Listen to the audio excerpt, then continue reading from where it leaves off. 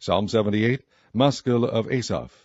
Give ear, O my people, to my law. Incline your ears to the words of my mouth. I will open my mouth in a parable. I will utter dark sayings of old, which we have heard and known, and our fathers have told us.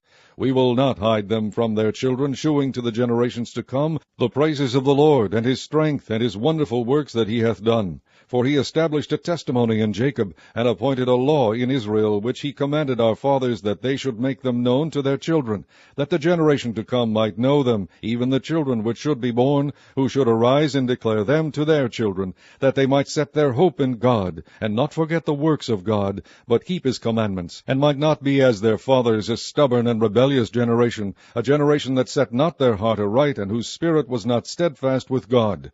The children of Ephraim, being armed and carrying bows, turned back in the day of battle. They kept not the covenant of God, and refused to walk in his law, and forgat his works and his wonders that he had shewed them. Marvelous things did he in the sight of their fathers, in the land of Egypt, in the field of Zoan. He divided the sea, and caused them to pass through, and he made the waters to stand as an heap. In the daytime also he led them with a cloud, and all the night with a light of fire. He clave the rocks in the wilderness, and gave them drink as out of the great depths. He brought streams also out of the rock, and caused waters to run down like rivers.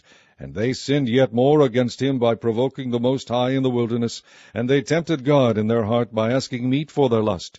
Yea, they spake against God. They said, Can God furnish a table in the wilderness? Behold, he smote the rock, that the waters gushed out, and the streams overflowed. Can he give bread also? Can he provide flesh for his people? Therefore the Lord heard this, and was wroth. So a fire was kindled against Jacob, and anger also came up against Israel, because they believed not in God, and trusted not in his salvation.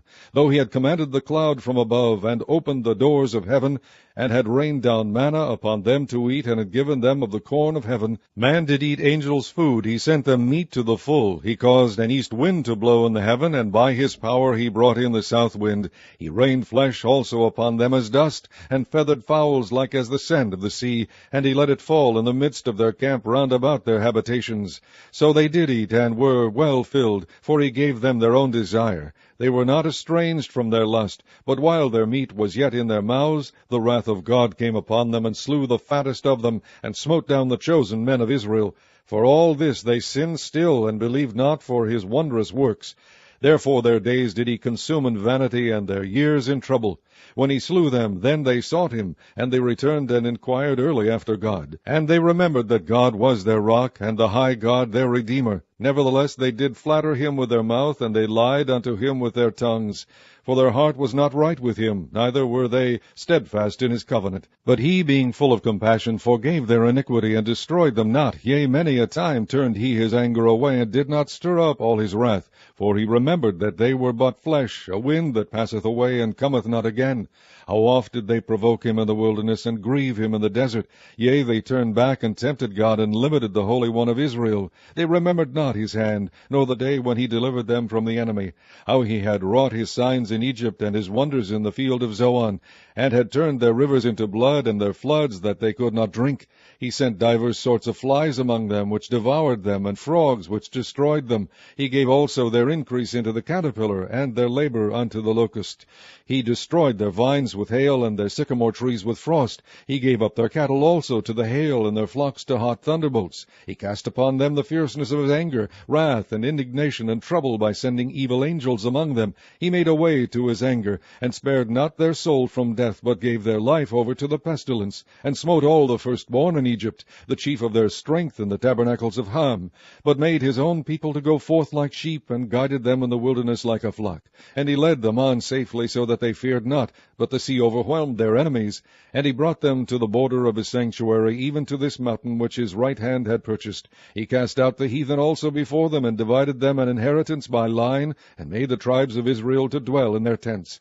Yet they tempted and provoked the Most High God, and kept not his testimonies, but turned back and dealt unfaithfully like their fathers. They were turned aside like a deceitful bow, for they provoked him to anger with their high places, and moved him to jealousy with their graven images. When God heard this, he was wroth, and greatly abhorred Israel, so that he forsook the tabernacle of Shiloh, the tent which he placed among men, and delivered his strength into captivity, and his glory into the enemy's hand. He gave his people over also unto the sword, and was wroth with his inheritance.